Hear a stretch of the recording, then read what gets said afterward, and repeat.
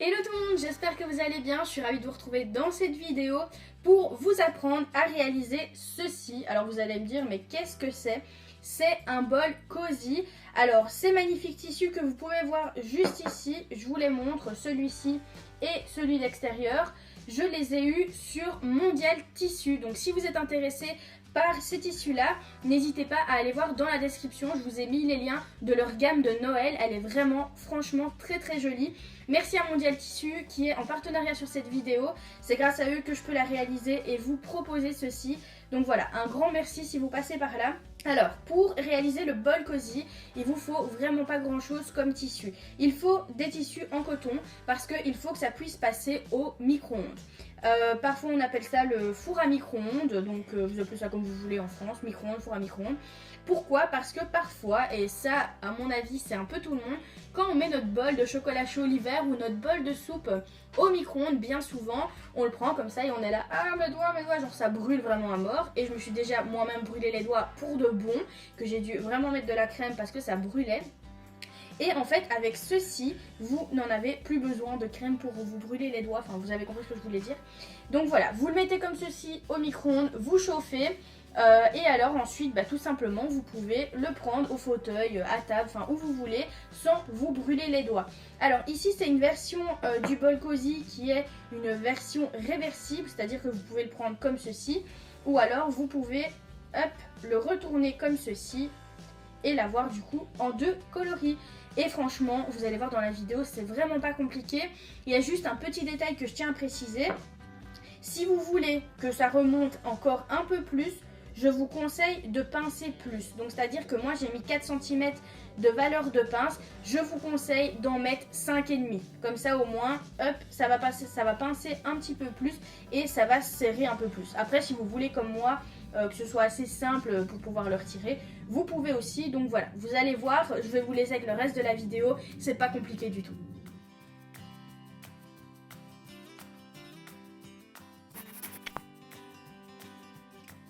Pour tracer le patron du bol cosy, vous allez voir que c'est très facile. Donc moi là j'ai pris mon bol que j'utilise. Alors sachez que c'est une mesure standard plus ou moins. Pratiquement tous les bols bien sûr ont la même dimension. Mais si vous avez un plus grand bol ou un plus petit, faites en fonction du vôtre. Donc celui-ci il fait 13 cm de diamètre. Donc ça veut dire que je vais reporter 13 cm. Donc je vais me mettre au centre de ma feuille. Je vais venir tracer 13 cm, ça veut dire 6,5 d'un côté et 6,5 de l'autre.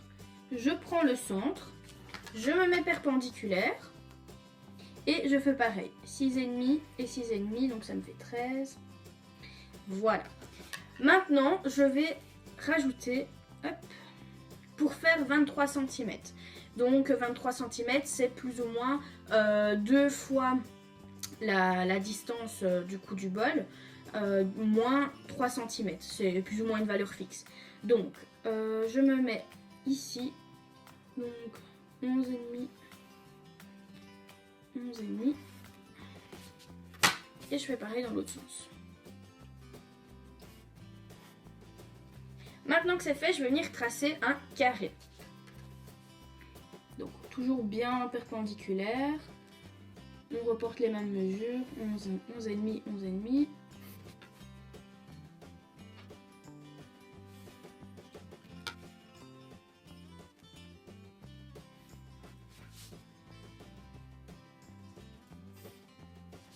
On va maintenant venir tracer une pince, donc c'est-à-dire que ici on a nos repères de bol de tout à l'heure, donc on a mis pour le diamètre, pas là, donc le diamètre. On a nos points de repère, donc à partir de chaque point de repère ici, on va venir faire une pince. Alors cette pince, elle va avoir 4 cm de large, donc ça veut dire 2 cm de chaque côté de la ligne. Donc ici, ici, ici et ici, donc on en fait 4. Alors, plus vos pinces seront grandes et plus votre bol cosy sera relevé en fait. Donc ça, c'est vous qui voyez. Moi, je mets 2 pour pas que ce soit trop relevé, que ce soit quand même un peu plus plat que si vraiment je voulais couvrir tout le bol. Vous verrez de toute façon ce que ça va donner avec 2 cm. Et maintenant, on relie pour les pinces.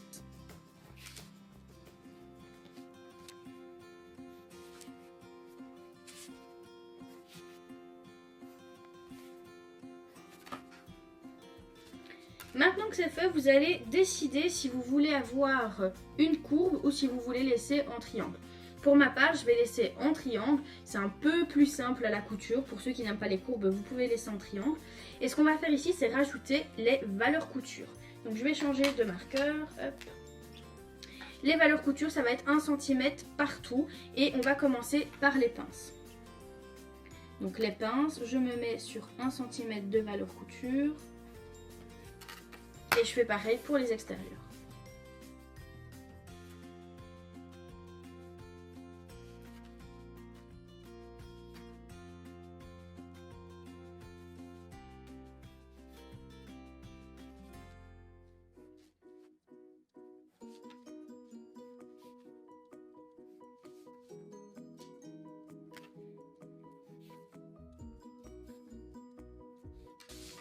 Et voilà, notre patron est fait. Alors, il faut couper sur les lignes vertes, vous vous en doutez bien. On coupe bien sur les valeurs couture. Et après, je vous montrerai dans quel tissu il va falloir le couper et combien de fois.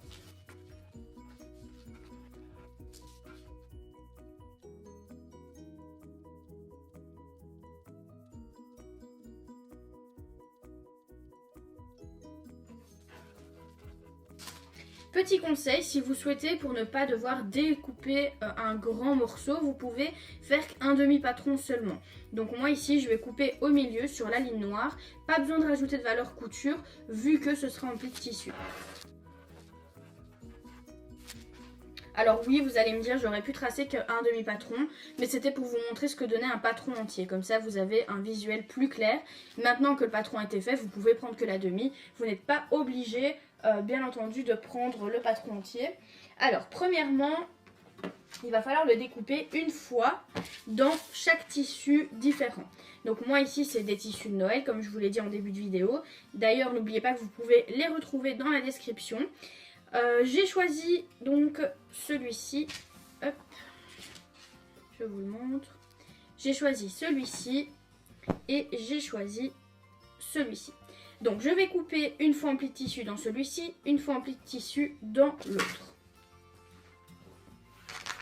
Alors pour gagner du tissu, premièrement on se met endroit contre endroit, ça c'est très important. Et on va se mettre pas lisière contre lisière. Je vais vous expliquer pourquoi. On va bien sûr mettre les lisières parallèles, mais on va juste plier de ce que nous avons besoin pour vraiment gagner en tissu.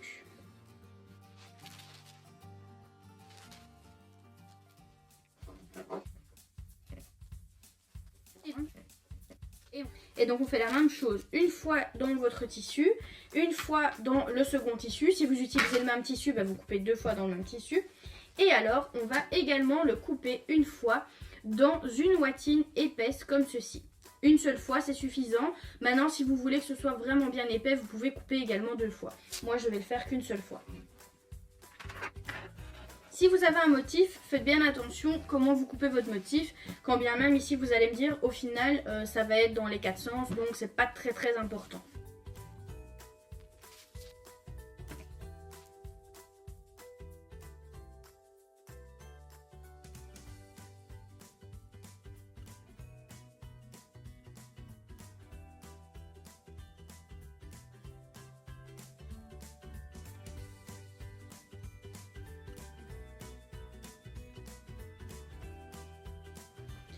Alors, on se retrouve donc ici avec une ouatine 100% coton, un autre coton et, hop, attention, un autre coton.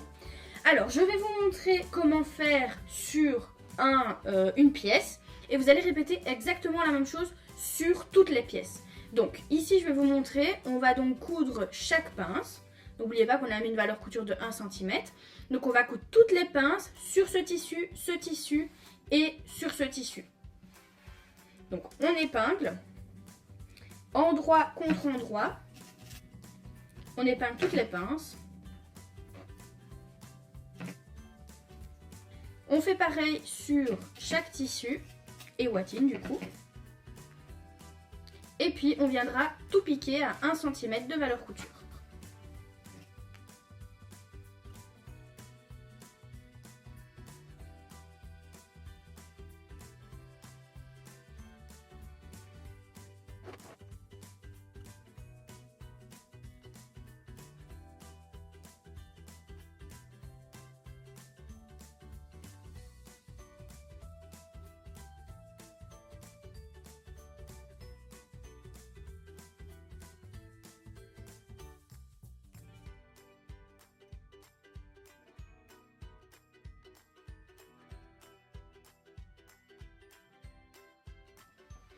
On a donc cousu les pinces sur chaque tissu.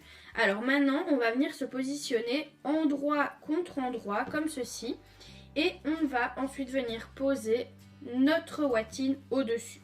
Alors si vous voulez, vous pouvez tout d'abord épingler donc les deux tissus et ensuite venir poser au-dessus et réépingler votre watine. Donc on épingle le tout. Bien entendu, il faut laisser une ouverture. Pour ma part, je vais laisser l'ouverture entre les deux aiguilles rouges. Si vous me suivez depuis un moment, vous savez que j'utilise tout le temps deux aiguilles rouges pour la simple et bonne raison que je sais que du coup ce sont mes débuts et fins. Hop, voilà, comme ceci. Et donc le reste, je ne mets pas d'aiguilles rouges bien entendu, sinon je vais m'y perdre. Donc là, je vais épingler tout le contour et puis je mettrai ma watine.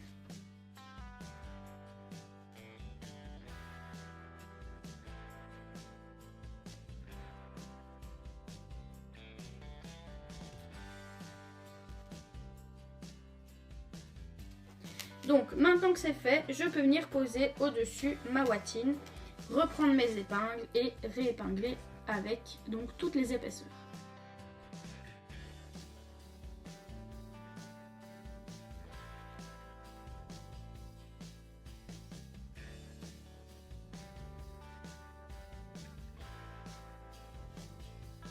On va pouvoir passer à la machine à coudre et piquer tout le bord à 1 cm en laissant bien ici l'ouverture pour pouvoir retourner après notre ouvrage. Alors au niveau du point, toujours en point droit, vous pouvez faire un point droit et vous mettre sur 3 de longueur.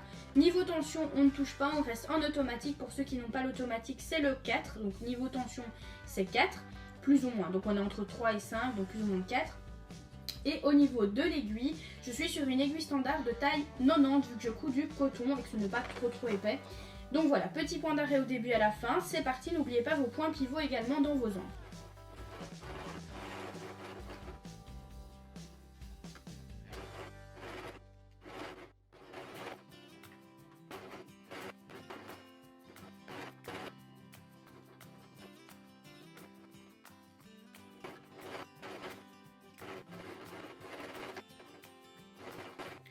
Une fois qu'on a cousu le contour et qu'on a bien laissé une ouverture, on va couper les coins. Simplement parce que comme il y a pas mal d'épaisseur, c'est pas très gros quand on coud, mais c'est gros une fois fini entre guillemets. On va évider les coutures au niveau des coins, donc des angles, pour avoir de jolis coins.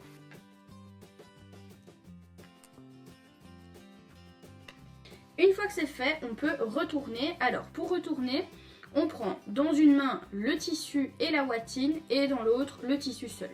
On pousse bien les angles, on fait bien attention. Là regardez, je viens de remarquer, je ne sais pas si vous voyez la brillance, il y a une épingle à l'intérieur, donc il faut bien faire attention d'avoir bien tout enlevé. Si je me pique, c'est que j'en aurais laissé encore une. Donc on pousse bien les coins.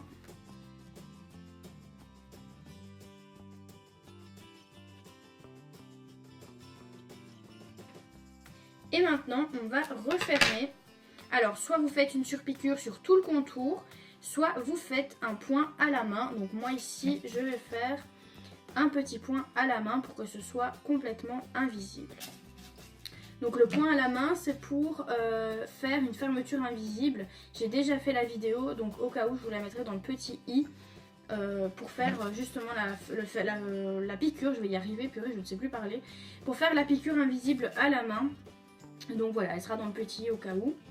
Alors je vais peut-être mettre mes épingles dans l'autre sens, ce sera plus judicieux.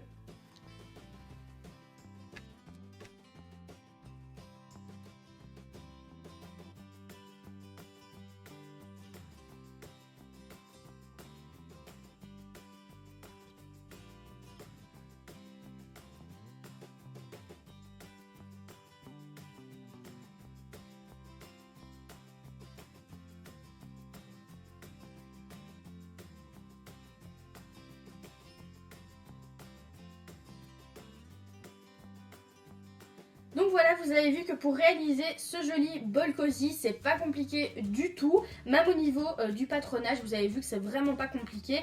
Bien entendu, moi j'avais fait les angles carrés, mais vous pouvez les faire ronds, vous pouvez les faire en dents, vous les faites comme vous voulez. Après, libre à vous de faire aller votre imagination. Surtout et surtout, n'oubliez pas de m'envoyer des photos parce que ça me fait extrêmement plaisir quand je reçois les photos de vos créations. Je sais pas, à chaque fois que je vois vos créations, je suis super fière de vous, je me dis trop bien, ils ont réussi à le faire et tout, c'est super cool. Donc n'hésitez pas à me les envoyer en privé ou alors même en public si vous voulez les mettre sur les réseaux sociaux en nous taguant dessus. Donc vous taguez Enjoy Couture et moi je passerai sur vos comptes, mettre un petit like, un petit commentaire. Donc voilà, si vous avez des questions quand même, que quelque chose n'a pas été très clair comme d'habitude, vous n'hésitez pas à me poser les questions dans les commentaires. Et pour les nouveaux qui viennent d'arriver sur la chaîne, surtout n'hésitez pas à vous abonner, c'est totalement gratuit. Vous cliquez sur s'abonner, cliquez sur la petite cloche, comme ça vous êtes tenu au courant de toutes les vidéos qui sortent. Sur ce, moi je vous fais plein de gros bisous et je vous dis à bientôt dans une prochaine vidéo. Salut salut!